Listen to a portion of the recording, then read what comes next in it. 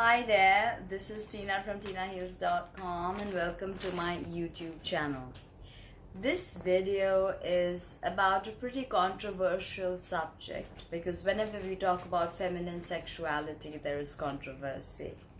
But I want to go ahead and make this video anyway, although some of you might find it inappropriate. But this is a subject that I have been researching for a while, that is Lilith and the sacred horse of Erech. Okay, so Lilith is associated to feminine sexuality, and it is the kind of sexuality the society is scared of. So if you really go back into the history of it, we will see that Lilith is an ancient archetypal feminine energy. She's one of the first spirits known to humanity, one of the oldest spirits, and she's feminine. And she is spoken in the Epic of Gilgamesh, the Sumerian text, and of course also the Bible and the Talmud. Okay, and of course she has archetypal similarities with very many goddesses from all over the world. So Lilith means the night, right? And she connects us with the spiritual aspects of sensuality and sexuality, and the freedom in sexuality. So with Lilith, we need to understand that not only are we connecting to our sexual desires and longings that we repress, but this is also about us finding freedom. Lilith is very much about freedom. She's a mini Pluto. I've discussed this. If you haven't watched my work on Lilith, check out the playlist and you'll get tons of material. So the feminine angle of free sexuality, freedom in the sexual matters, is something that's been vilified by the patriarchal society. If a woman is sexually prolific, then she's considered a slut, which is derogatory. But slut actually meant wise woman. So I've always wondered why can't slut and all this, why there were such abuses. There's of course the scope for another video, but cunt is actually a sacred word.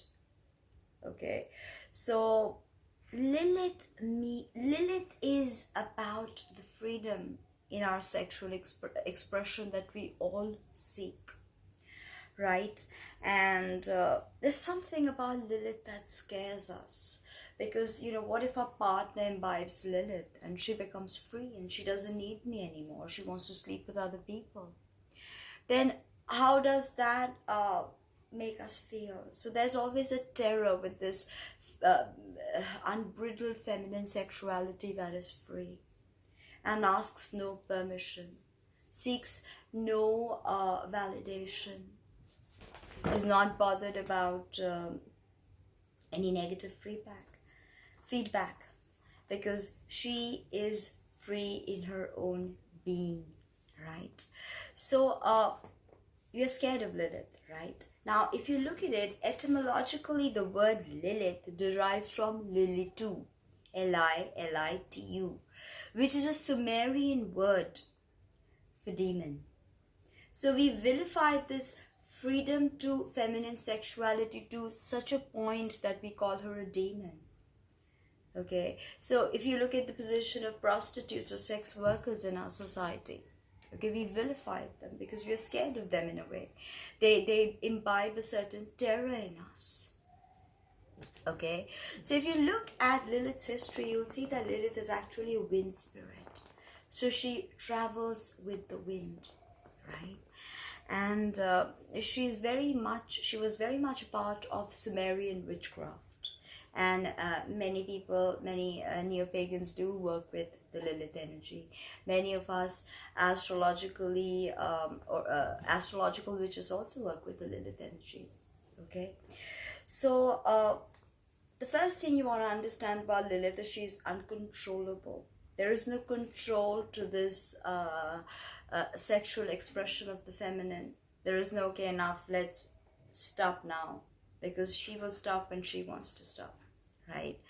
So and this kind of no bound to her sexual expression actually makes her dangerous. This kind of sexuality is dangerous. What we consider strippers, sex workers, we consider them to be a danger. Many conservative people consider them to be a danger to society.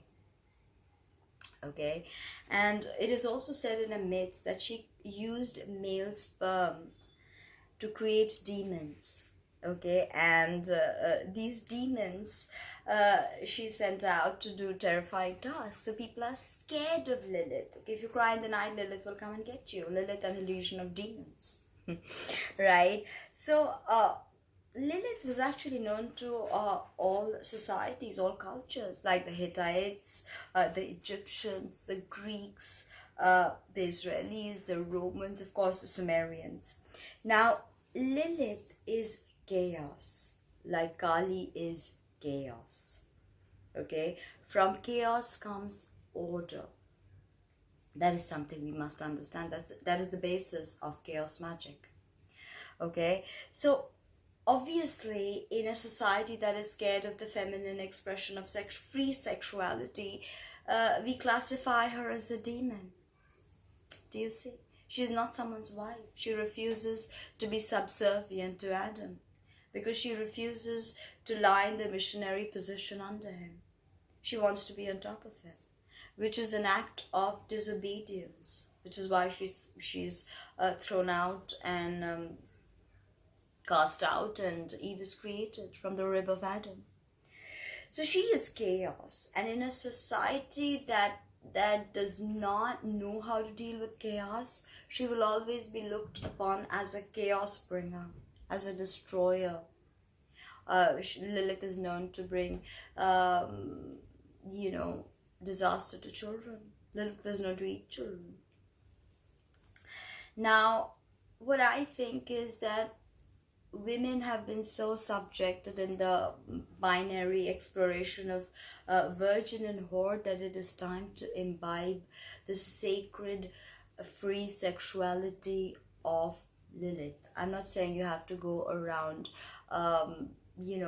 sleeping with everyone. You don't have to, but there is a certain freedom in the act when Lilith is invoked. When Lilith is worked with, there's a certain powerful explosion within that actually resurrects the Kundalini. Okay, because Lilith is actually known for sex magic. When worked with, she is very good with sex magic. She is, after all, she refused to be subservient to Adam.